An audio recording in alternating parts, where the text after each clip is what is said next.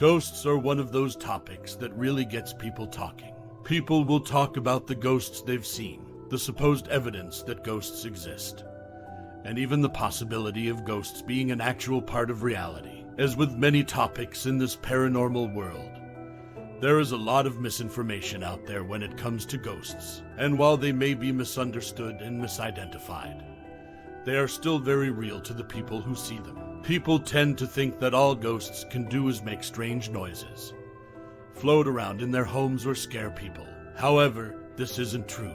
There are many different types of ghosts in our world, and each type of ghost has their own unique set of abilities and characteristics. There are many types of ghosts, but the most common type is the intelligent ghost. When a person dies, their energy stays behind in the form of an intelligent spirit or soul. You may be thinking, I want to see one. Let me hunt down one of these intelligent spirits. If only it were that simple. There is no way to summon one type of ghost over another type of ghost. They will make their presence known whether you are there to witness it or not. Ghosts can be interactive with humans. They can touch you, and yes, this experience can be painful if they actually try to harm you.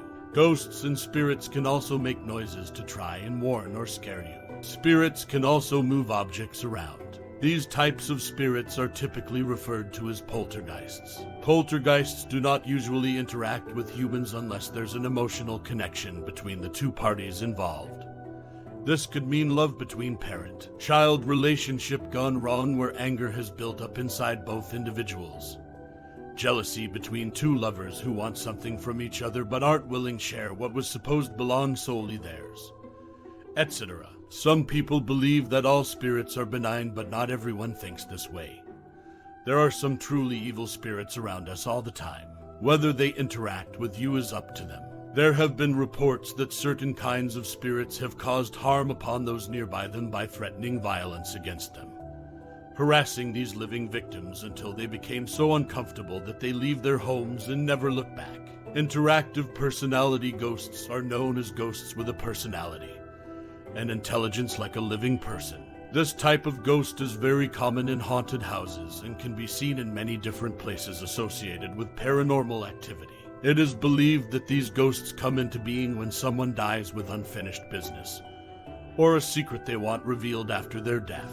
There are many types of interactive personality ghosts, but they all have the same basic traits. They act more on an intelligent level than an instinctive level. They can be either male or female, and they tend to be attracted to specific locations or objects. The interactive personality ghost can be found in homes, hospitals, and other buildings where people have died. This type of ghost will often manifest itself in the form of apparitions or noises such as slamming doors. They may also make objects fly through the air or cause strange scents to appear. When dealing with an interactive personality ghost, it is important not to anger them further by provoking them or trying to fight back against them. However, if necessary, you should try talking to them calmly and telling them that you did not mean for what happened to happen, but that it did happen nonetheless. This may help calm down the spirit and make it less likely that they will harm anyone else around them. Poltergeists are the most commonly recognized ghosts. They are often associated with loud noises,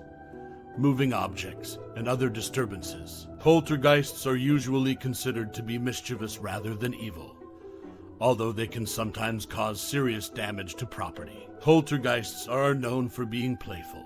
They are associated with the young and can sometimes be seen as a child or adolescent, but they have been known to appear as adults too. Poltergeist activity is usually associated with young people because they like to play pranks on people and make things go bump in the night. These types of ghosts can be very frightening because they often appear to be malevolent. In some cases, poltergeists have been known to cause physical harm to people who come into contact with them. These ghosts can give off a friendly vibe, but sometimes their antics can get out of hand and become harmful.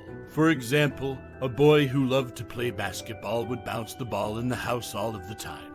One night, as he's sitting alone in his room, when all of a sudden his ball went flying across the room and hit him in the head. Luckily, this particular poltergeist wasn't trying to hurt him seriously.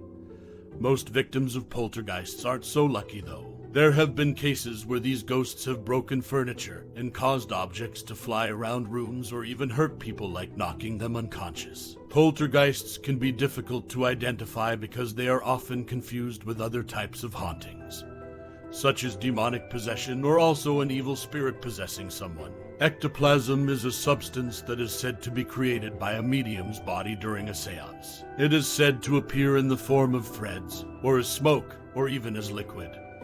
It can be seen under the light of black candles. Ectoplasm may also have a luminous quality to it and have been known to leave ghostly handprints on walls and other surfaces. Ectoplasm is thought by many paranormal investigators and scientists as being nothing more than paranormal mist, a cloud-like gas. But others believe it could possibly be actual matter from an otherworldly dimension that has become visible in our physical world for reasons unknown.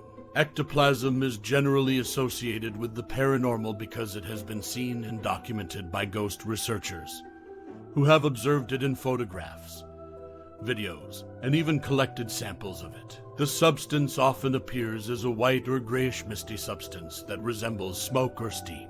The myth of ectoplasm began in the late 19th century, when it was believed that this material was produced by spirits. The theory behind it was that ghosts could manipulate their own bodies and produce a substance that would allow them to interact with the living world. The first recorded observations of ectoplasm were made in 1848 by two sisters who were mediums for spirits, Kate and Margaret Fox, in an attempt to prove their innocence in a fraud case.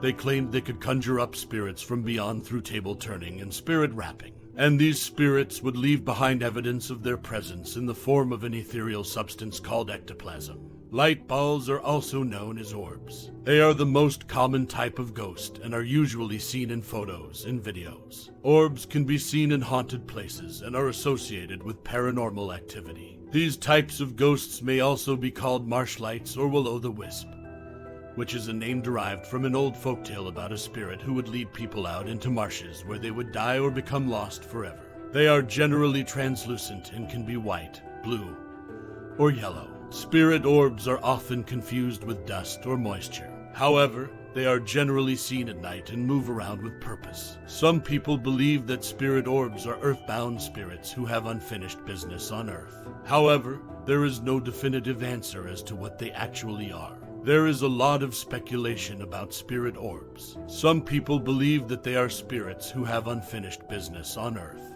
Others think that they are souls who have been trapped in purgatory between heaven and hell. Still others think that they're just dust particles being reflected by light sources such as flashlights and car headlights. Orbs can be found all over the world, but they're especially common in areas with historic significance such as battlefields and cemeteries. In fact, many people have reported seeing light balls after visiting these sites, especially if they were there at night. Intelligent ghosts are known as ghosts with a personality and intelligence like a living person.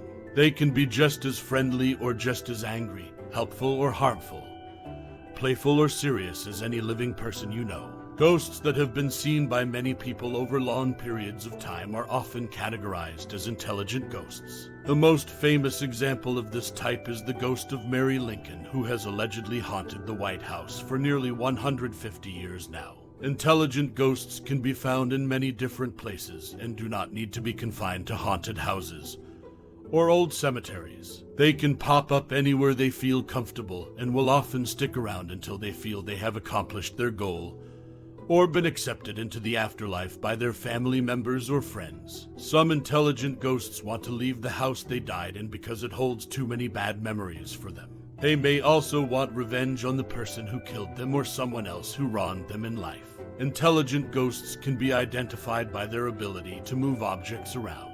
They often appear to be floating above the ground or walking upstairs. Intelligent ghosts are usually seen wearing period clothing, such as a dress from the Victorian era or a suit from the 1920s that was common to the period of time that they were alive. Intelligent ghosts may also communicate with the living through electronic devices such as radios, televisions, and sophisticated ghost hunting equipment. Reactive ghosts are a bit different than intelligent ghosts. These types of ghosts act more on an instinctive level than an intelligent level. They are often seen in the form of orbs, which is simply their energy that is captured by a camera or other recording device. Reactive ghosts will also tend to appear in locations where there has been some type of violent death or tragedy, such as murder victims who were killed at the location where they are now haunting.